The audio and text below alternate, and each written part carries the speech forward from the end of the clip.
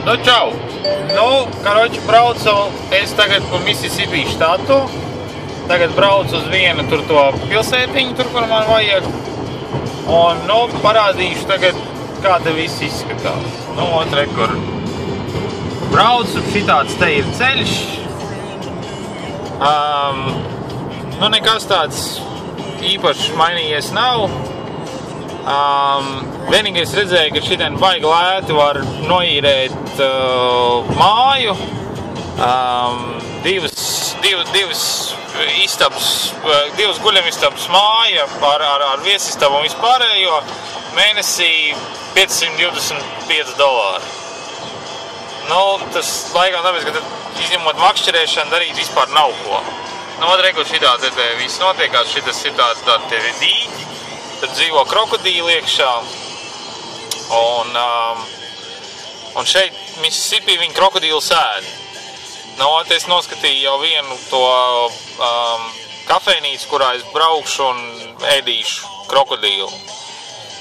Maksā tikai $8, brauc un ēd.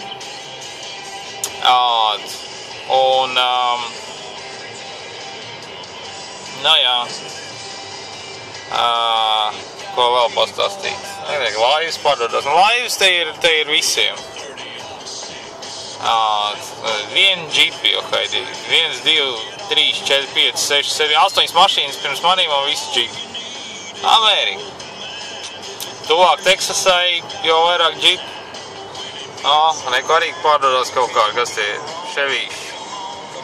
GMC, viss kaut kas.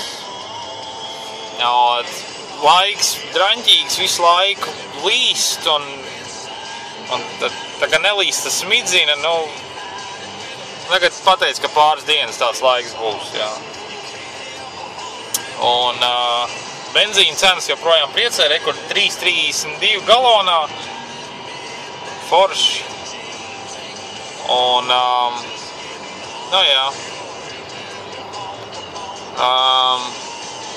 Nu, pat nezinu, ko lai vēl vairāk pastāst.